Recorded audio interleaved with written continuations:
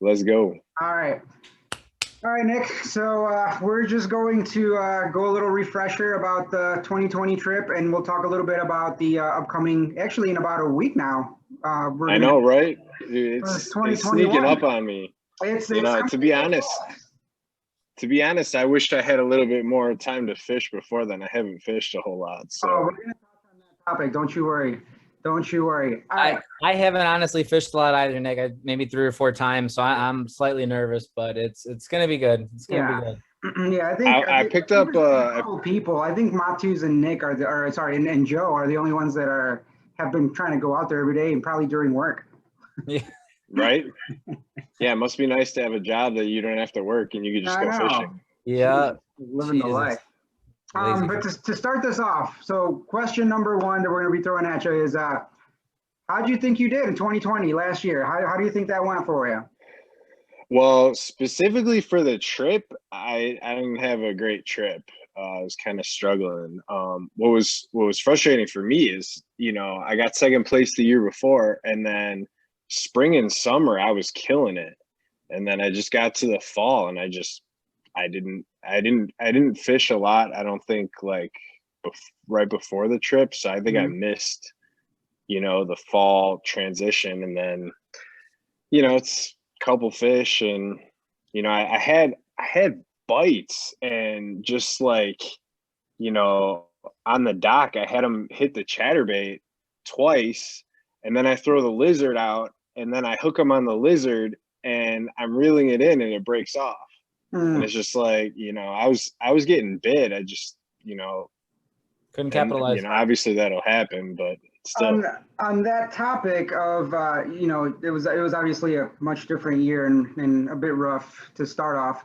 We had that one night where it was very frustrating for you. I want to call that your low point of the trip, where you kind of considered. I don't think you actually were going to, but those thoughts of just frustration, and you wanted to you were debating about leaving early, and this was it was not a good year. What kind of helped you through? I mean, obviously we all talked about it out there, to letting stuff like this happens and stuff. But what kind of just kind of got you through that and got you to keep going? And you caught your biggest fish, or I think either the day or two after that. Yep. Yeah, I think you're right. I think it was the next day, and then of course it was at dusk. It was a whole day of fishing, and I don't think I caught anything else before that. Or maybe I don't know because I did get one largemouth. I don't know if it was that morning or the day after, but anyway, yeah, no, I was frustrated. I'm competitive, so when things are not going how you want them to, it's not like fishing is not like basketball where you just try and take the game over or whatever, and we can't all be LeBron. Right? You can't just I don't know. More effort doesn't necessarily yield a greater outcome. Yeah. So yeah, I mean, I was probably being a little bit of a baby, but oh well. It's it's tough out there to go out there and want to have fun though, and all, and then everyone's catching fish. Everyone around you's catching fish and stuff, and I mean, even I know we've had trouble too, especially sometimes on the first or second day. I mean, you're getting your feet wet. It's tough sometimes. You want to have fun, but the Blankwell Classic is in itself just competitive as is. As soon as you put Blankwell on anything, it's competitive. So that's understandable, 100%. Yeah. And I mean, I guess onto this next one, I was going to ask you about the 20. What you thought about was the difference between 2019 and 2020, because obviously you kind of popped off and you made me worry for a few days, but then I had to, kick it in gear and, take that W home. What do you think was the difference between 19 and 20? What were your thoughts on, what was the difference between the two? Well, I mean, I think the obvious difference is that, the plopper was hot. And so, in 19 and your frog that your topwater rage toad was so much hotter, and it's such a much deadlier lure because you can throw it wherever. Yeah. Very true. So the plopper just wasn't doing it. And Yeah. you know, I had so much more luck this trip on the chatterbait than I did the plopper. Yeah. Following that up a little bit, so going back, kind of recapping, you know, a little bit, looking back at everything that happened. If we can go back, what would you have done different? Like, what would you like now looking at it? Maybe some of the mistakes you feel you did, some of the stuff you feel like missed. Like, what would have made it better for you? What would you have changed? What would you I don't know, tell maybe your a trailer hook. what would you tell your past self, Nick? What would don't do this more, Yeah, well, I Fish probably with would have Adrian brought and Eric some. more. God, something. I probably should have brought some rage toads because that was the hot thing. I mean, they were just, and I still can't land like just any fish on the frog. Even, I had a not that I had a ton of blowups, but I had a monster blowup. It was going to be a really nice fish, and he took it, and I thought I set it, and I had him back a little bit, and then he got off. And I mean, I think it was a bass, and he was a tanker. Like Matu saw him too, and Yeah. So those are just a lot of those, finishing the hookup. Okay. Yeah, and that's tough. The top water's hard. I mean, Danny, we even talked the video about Danny too. Danny was struggling with the top water a little bit. It's as much as fun as it is. It's also frustrating because when you don't get it, you're like, oh my god, and he just falls off. It's painful. Yeah. It's painful. Well, and I wanted to say, Xavier's fish, that bass, that was on a frog, top water frog. Yeah. He legit set that. Yeah, it was nice. Kudos to him. It's funny because you say that, but I can't picture him. It was textbook. I'm like, that's what I'm supposed to be doing, and I practice all the time. He plays video games and then just lands it. Well, top water. I mean, it's one of the harder ones I think to get. It's one of the most fun, but it is a hard one because a lot of it is timing and just getting it down right. Sometimes the fish miss also, and you set the hook and you pull the lure out of location. So there's a lot of components that go into it. I mean, like Eric was mentioning, even when Danny, he said he was struggling a lot, even though I guess he's practiced now because according to him he's a pro level.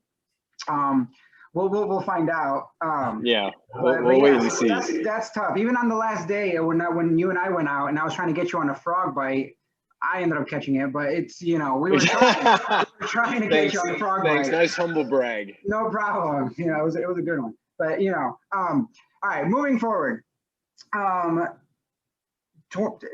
Happening in about a week. We're going to a new spot. It's a new time of year. We haven't really fished this time of year. It's pre-spawn fishing / spawn, depending on the timing when we get there and how the weather's been. Still have to kind of see what it's like when we get there, but it's going to be around that time. I think spawn. I mean, even today, I picked up I got a 2-4 today, so that was nice. Yeah, like literally 6 inches from the shore and 6 inches of water. But you got to remember, so we're going up further north, so the temperature is different here than there. So it's a lot different. So we also have 2 weeks too. We also have 2 weeks. Yeah. But speaking of this time of the year, how comfortable are you in just fishing pre-spawn spawn time and just your knowledge on that time of the year? Like how comfortable are you with that? See, that's the thing. Like last year, I killed it in the spring. Like you guys saw the pictures I had. Like I killed it in the spring. Now, are you doing the same technique as Matu's, where he just sends the same picture over and over? Bring extra pair of shirts. That way he can switch it out. All he does is shade the background in a different color, but the clothes are the same. I mean, when you turn the phone, the lighting's all different. It's like, oh, it's dark today, but it's really still 10 o'clock, You can really do a lot with technology. So, I mean, we've seen Danny's picture. So, I mean, anything can happen. There is nothing that guy can't do with a picture. So, if he spent as much time fishing as he did photoshopping, he might actually be a good fisherman. Oh, right. I love it. I love that. Yep. Oh, good shit. So you're pretty confident with this time of year of fishing? Yeah, I mean, the only downside is that I honestly haven't been out a whole lot. Like, you know, today on my way home from work, I'm like, hey, I'm gonna run by the pond. I was there for an hour, and you know, I did have a couple other bites, but you know, I was able to get the one fish, which was nice. But you know, I'd only been out a couple of times before, and early on, it was like, you know, winter fishing, and you know, I've never really been very good at that. So Okay. I do wish I had like another week or two, but you know, it's good. I'll have fun. I think I'm gonna be a little bit more relaxed this time. Okay. Good. I So- was yeah. Go ahead. No, I was just saying I was for sure like being too competitive, I think. Oh, there's no such thing. You're good. Yeah, it's all right. blank wall Remember, classic. it's a blank wall classic. There's if someone's not competitive, they don't belong. Yes, it's, you know, I think somewhere in the trophy and grade, very tiny, it's like, you know, the world's most competitive tournament. Like, it's just Absolutely. Yeah. But there's a fine line between having fun, being competitive, and losing your mind. And you know, you have to tread carefully because you can easily fall over into that abyss. very thin line.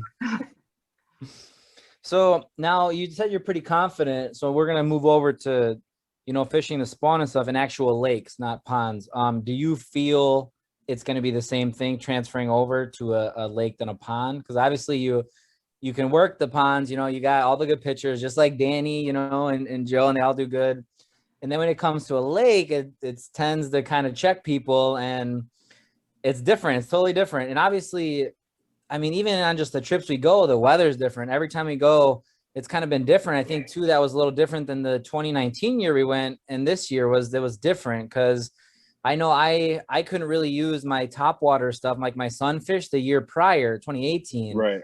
And so I'm like, God, it might be done. And then the next year I whipped out the frog and I started killing it. So like, I think that's kind of what hit you too, was the 2019, 2020 was, it might've been a different weather, different kind of thing. Cause I know that hurt my sunfish. I had to put it away. I haven't touched it in like 2 years because I killed it for 2 years with a sunfish. And then third year they got smart and they didn't want it. So, yeah, you know, I wonder if because it was so windy last year, I wonder if that had something to do with it, that, you know, it just doesn't create the commotion on the top of the water when it's so windy that, as much, you know, with sunny. But yeah, well, we went to Delavan a couple times, and you can ask Joe how I did in Delavan. So okay, I'm gonna have to ask our do a little stream with him and ask our crank 3, The treble hook.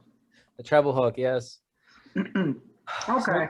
All right. So you're pretty confident with I like it. the time of year, regardless whether it's a pond, whether it's a lake, whether it's the ocean. You're good.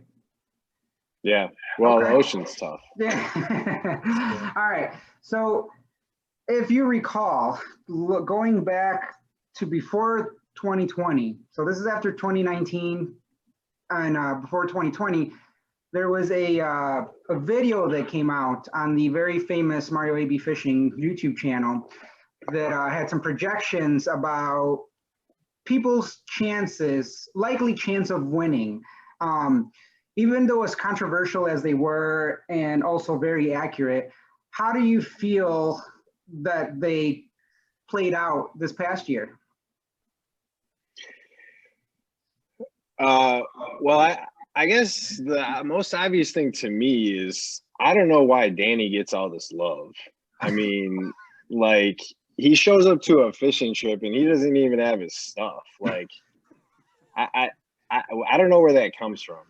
I mean, the projections were kind of close. He was I sick suppose, but this past year for half the trip. oh, I mean, yeah. Well, and then the year before you had to babysit. I mean, come on, what's up with the excuses? Like, is he going to show up this year or not? So the thing is, our projections for the majority, I think like maybe 6 out of the 10 years, or at least 5, I think we have the stats. So it was difficult because if we say what are people's odds, generally you just go, you know, how many times you've won divided by how many times, you know, we've gone. But if it's 8 or 9 is only people that have won, you guys would get 0. So we went off of like people's stats, like people's, you know, where they place. So Danny placed generally in the 3rd, 4th. So that's why we put him and Joe close. and Matos is just off the charts somewhere with Lou and Xavier. I don't know where he's at, but so that's the reason why we gave not him love, but he's on his forfeiter. He's a little bit late. It's just where Danny has landed for the most part, third or fourth most of the years, never second, just to quote that because he never has. But that's just where he's always landed. So it's trust me, it's not love at all. I've seen that man cast and do a hook a boat. It's terrible. It's something funny to watch though. I've seen him get blown up and miss fish because he forgot to take the cover off the hooks.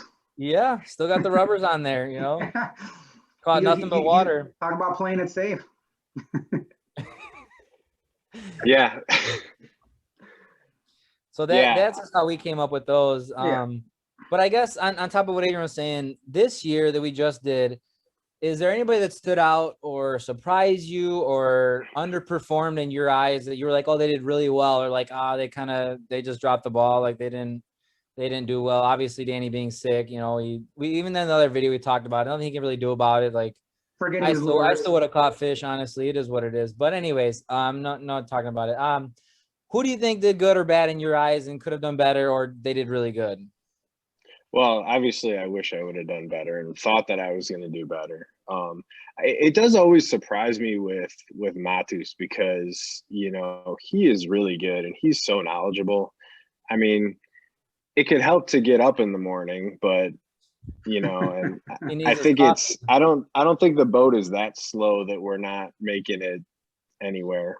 But I think everyone else knows that. Yeah, we all know it too. Don't worry. You are not the only one. Yeah, and I guess on top of it, like, you know, since, you know, the first time I've come, like, I'm so impressed with like how good you guys all are, like, except Danny, but you know, Joe's really good, and obviously you guys are good, and so it's I don't know, it's fun. Maybe you can tell them that and spread the word because they still haven't caught on yet. But, we're on year 11 now, and they still think it's luck. Yeah. Even though the same thing keeps happening. I think it's luck too, but that's all right. Well, we'll see. All right. So going into this new place, new time, give us your idea, your thought of, let's say, top 4 or 5 in order of who do you think is going to be 1, 2, 3, 4, 5. Your predictions. My predictions. And mind you, before we started, the 3 people we interviewed put themselves first. So don't worry about if you want to do that. That's fine too. Well, no, I mean, obviously, why would I go if I didn't expect to win? Clearly I'd be number 1. Okay. I guess. All right, fair. So we got you at number 1. Then, okay. Let's see. Number 2 in the far distance. I think this is the year. Matus comes in number 2. Okay. This is the year. Number 2 for Matus. Okay, who's 3, 4, and 5? Let's see. 3, I'm gonna have to go with Joe. Okay. Then 4. Nick, Matus, Joe. All right, keep going. 4. I'm gonna have to go with Xavier. Oh boy. Well, okay. I want to say also, because now that we're getting down this list, it's realistic. not like fantasy. Oh, I wish, you know, I wake up and there's a Lambo in my driveway. Like realistic expectations. I think he's I think an alternate guys, dimension, Snoop. You know where things are you like guys, opposite? you used all your luck up. You know, you just. All right. So who's your last one then? You have yourself, Matus, Joe, Xavier. I'm assuming Danny. Is Lou going? I don't think so. I mean, I thought you were gonna maybe say Sydney Bear or something on this list. I mean, I don't know who's Megan. I'm not sure who's gonna be on this list. Pops. I guess you guys can tie for the next one because I certainly can't put Danny in there. So. Okay, that's fine. Okay. So a tie for 5th. Okay. All right, so that's pretty good. I like those. I like those odds. You know, you got to root for the underdogs, even if they're very underdog. Yes. So going forward, there has been a very controversial topic in a couple of. You've seen the videos. You've seen all the other interviews. So you have the chance to see them that the other guys didn't have. Yeah. Before we get into that, a lot of videos have been released. Nick, there was a video released to the public, and my source tells me by you. showing you missing an opportunity to pass Matus. And I think you know what I'm talking about. You had I think it was 5th place or 4th place locked in the bag. You were reeling it up. You went to pull into the boat and just the good old plop into the water. Have you practiced your flipping? Because I mean that we put you and Matus right at, like we said, it's right, oranges and apples. We put you right there, and I thought you were gonna come through. I think I put you ahead of Matus, but have you been practicing your flipping? I mean, what can we expect?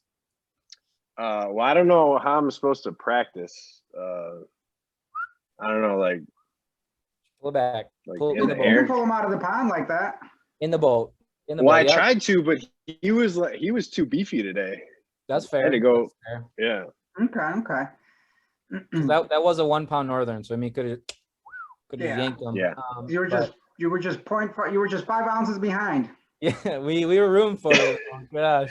And it was an open spot. Like if it was 1.0. Wow. You literally had to take something out. Just needed anything. A drumfish, anything would have got anything would have counted. All right, go ahead, Snoop. All right, so as I was saying, based on a lot of information we've gotten, there's been a few complaints put into the board recently that are still being kind of looked over, votes being kind of put in. There's a very big controversy on your lure selection strategy. Any topic or any ideas, any thoughts on those complaints? Well, if Danny doesn't want people to use the lures he has, then he doesn't have to go around parading them and thinking that they're the super special thing. He goes as like, oh, check this, lure X that everybody has in their tackle box, and then everybody else catches fish on it and he doesn't catch shit. So I don't know what to say to that. All right, that's fair. Yeah, that's a good good way to put it. Snoop, you got the next one? Yeah, I mean, I was just going to touch on that too a little bit, because I mean, like I said, we are portrayed as people who, get lucky and like yada yada, so as they're portraying you as somebody who steals stuff, I mean, I feel like that's not really accurate? Do you feel like it's inaccurate? I mean, what do you, I don't think it, and it's tough because we're all in the same house. Hold on one sec. Dude.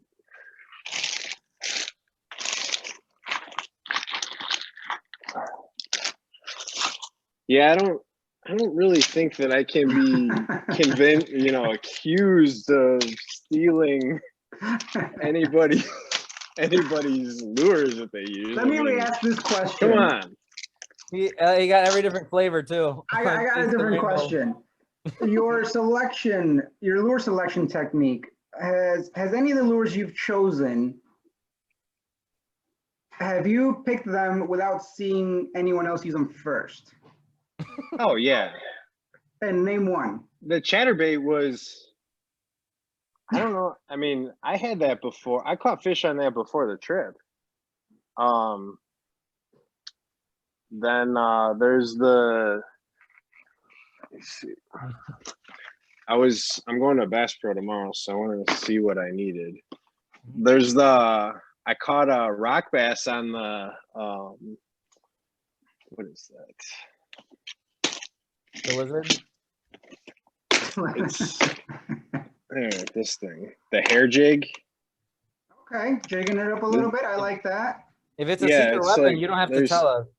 No, well, it's not really like I guess they're supposed to be pretty good for smallmouth. I haven't caught a smallmouth on it, but it's kind of neat to catch a rock bass. Yeah, that's actually pretty awesome.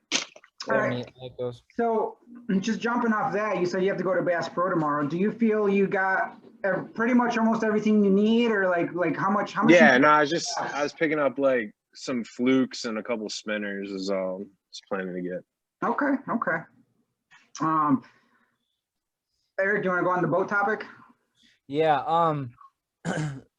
we talked to some of the other anglers about our boat situations and stuff like that. Do you feel like having 3 people on a boat can kind of hinder your abilities, or like kind of, I know X sometimes fishes or sleeps, but Yeah.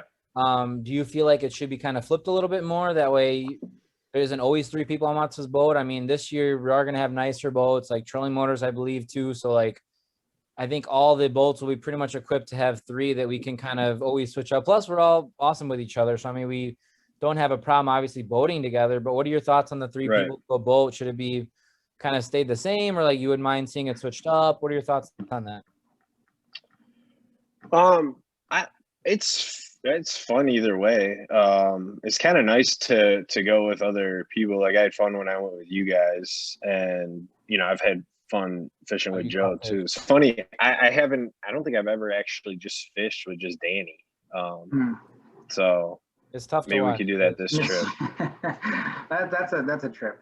Okay, and then the following question is not as the main competition, completely separate side thing. We've been trying to implement a little bit of a team competition coming up in this one. Do you have potentially, well, what are your thoughts on competing also like as a team for like a $20, like everyone puts in $20 kind of side pot? And then I guess any preference on randomized picking of teammates, or like, do you have any idea of a couple of people you might want to pick yourself as a teammate? Well, that's the tough thing is like what seems to make most sense with that is if everybody stayed with their boats, like if you're going to be competing boats with boats. But I think we'd have more fun as a group if we like, we could stay with our main boats, but it would go with other people too. I don't know. So it would be more of, we can still do our stuff, but at the end of the trip, it would just be like, I mean, even if we didn't do a side pot, it's just more of like talking smack, which, I mean, Adrian and I have won if you combined our totals over the last 10 years. So it's irrelevant. But anyways, it's more of like, just, even if I went with you and I caught 2 pounds and Adrian caught 2 in the other boat another morning, we would have 4 for the day, or whatever. So like, you're still as a unit, as a team, you're just combining your weights at the end of the trip. So it's not like I have to go with, crank one every single time. Like we can switch it up, but our weights are still combined at the end. Like I said, it's more of just a fun thing, not like no sharing trophy, like no money wouldn't really bother me. We don't have to do that, but it's just more of a fun thing. It's more of like a, talking smack kind of thing. Like, this team won 2 years in a row or whatever, like 11, whatever. Yeah. I mean, that's fine. I don't know who's going to be lucky enough to get me on their team, but they, well, if we go by your stats, you could be lucky and get Xavier or Matus. Exactly. I mean, they're some of your top picks. Yeah, let me see. Matus and Joe. I mean, you can get almost anybody in the top 4 besides us. I mean, Jesus. So that being said, what would be your 3 top picks? And we talked about Danny a little bit. You do get a mulligan. I think, speaking of Danny, exactly, would probably use it on. So you can get a mulligan. So if you had your top 3, who would it be? If you could choose your partner, top 3, go. See, I don't want to hurt anybody's feelings. I just listen. They're all gonna understand when you say me, Nick. Just go ahead and just say what you want to say, buddy. It's all right. There's his mulligan. No, I mean, I think it's probably more beneficial for my partner. Like, they're really the one that's really benefiting from the deal. So, I just, I don't want to, and then there's going to be like sore feelings and jealousy. Absolutely. Right. The stuff that would make the trip great. Okay, very good, very good. So because I think how long has this been going on here? Got to wrap it up soon. I got a notification that I only get 40 minutes unless I have to subscribe to premium, which I'm not. Oh. Going back to you had high praise for Matus, but yet year in and year out, I think except one year, and I think that was the year I wasn't there, where he was actually competing for second. he's been like 4 or under. He beat you this past year by 5 ounces. You beat him the year before. Knowing he's knowledgeable and he brings a lot to the table, do you think he's gonna? And you put him at number 2, but you did say distant 2. So I guess the way I can phrase this question: what's gonna be the poundage difference between you and Matus at 1 and 2? Yeah. Well, wait, are we counting Muskie or not? No. Well, that was going to be my next question after this. Yeah, it's probably going to be a side thing according to what everyone's kind of leaning towards. But yeah, we're going to pick your brain on that NASA equation you're working on. Yeah, so I mean, considering I would have won 2 years ago, then that would it's probably going to be about a 4-pound gap, like 4 or 5 pound gap, honestly. Okay, that's a pretty wide gap there. That's a pretty wide gap. All right. I mean, might as well just jump on this one. How many pounds do you think you're going to end up with your 5 fish? What would be your average fish weight per fish? Your estimate. How many pounds you're going to end up with? Average, I don't want to go too high, but I'd be surprised if it wasn't like 6-7 pounds of fish. 6-7 pounds 8 pounds. Fish. Okay, so you're thinking you're going to end the trip with at least minimum 30 pounds. Right. Okay. Okay. That's quite a bag.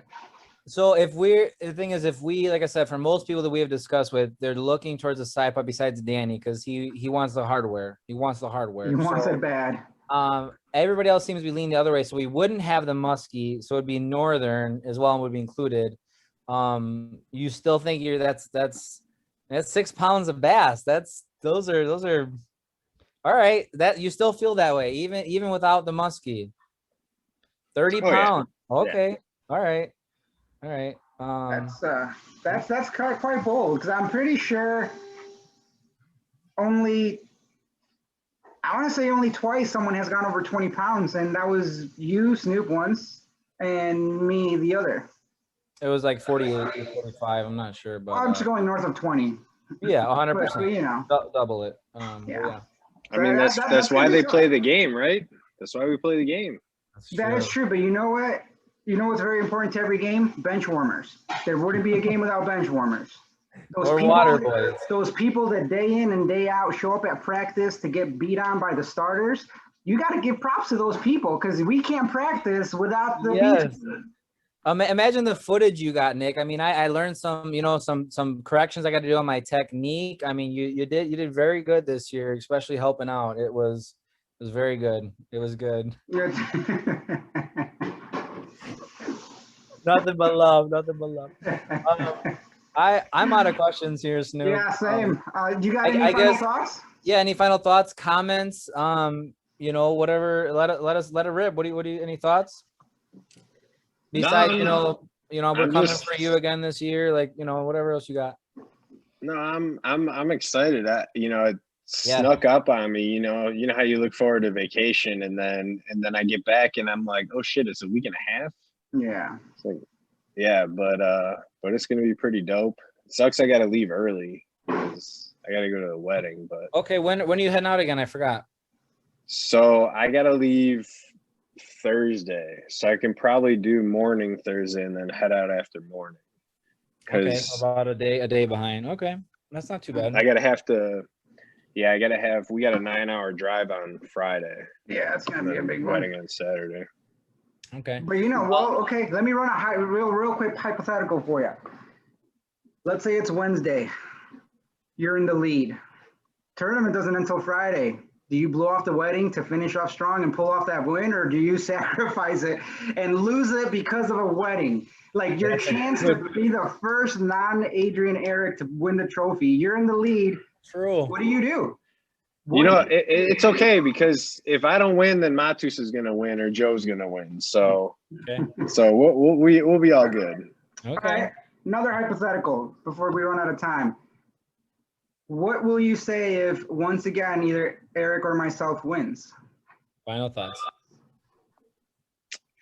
That I gotta find where you guys are hiding those fish in the boat, but when you're going out, because it's just not realistic that that you win every year.